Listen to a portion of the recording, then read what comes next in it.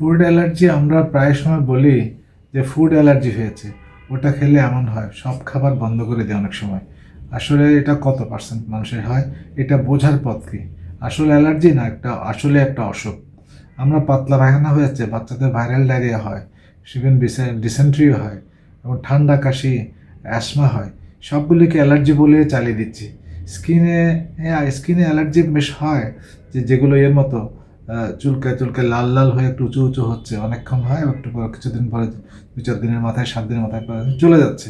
যে চোখে চুলকে চুলকে একটুখানি পানি পড়ছে, এগুলো। আর অনেক সময় একটুখানি পেট খারাপ হচ্ছে, তো অনেক সময় একটুখানি আরও 2-1টা সিমটমের সাথে কনফিউশন হচ্ছে, contact dermatitis, food induced enteropathy.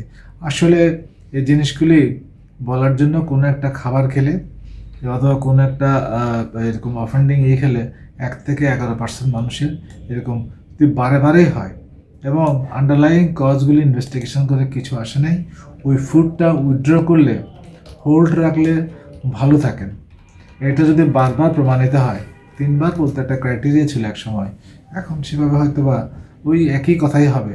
যদি বারবার প্রমাণিত হয় যদি একটা ফুড কিংবা আপনার এরকম ইনটলারেন্স হচ্ছে, সেটা ফিজিওলজিক্যাল হতে পারে, ল্যাকটেজ ডেফিসিয়েন্সি অনেকগুলি মানুষের, কয়েক লাখ মানুষের মধ্যে একজনের হয়, তাতেও কিন্তু মনে হয় যে galactosemia, inflammatory bowel disease, Crohn's, ulcerative colitis, এগুলো এক্সক্লুড করে আপনি তাহলে বলেন যে এটা ফুড অ্যালার্জি, ফুড ইনটলারেন্স। আপনি ওই একটা খাবার কিংবা ওই দুটো, খুব বেশি নয়, খুব বেশি মানুষ এটা থাকে না। তো অযথা শুধু না বুঝে সবাইকে ফুড অ্যালার্জি বলবো, সব ফুড বন্ধ করে দিব, গ্রোথ ফেলিউর হবে, ওটা ডেফিসিয়েন্সি হবে বড়দের ছোটদের, এটা বোধহয় ওয়াইজ হবে না।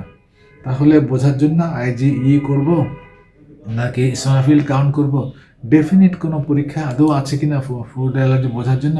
ওটা খেলে যখন বেশি হয় তখন একটুখানি এই জিনিসগুলো বেশি হতে পারে, ইসোনোফিলিয়া অ্যান্ড রেস্ট IgE হতে পারে, ওগুলো পারার আরও অনেকগুলি কারণ আছে, অসুখও হতে পারে। সুতরাং বুঝে বুঝে বারে বারে হলে একটা খাবার হয়তো বা হোল্ড রাখতে হতে পারে।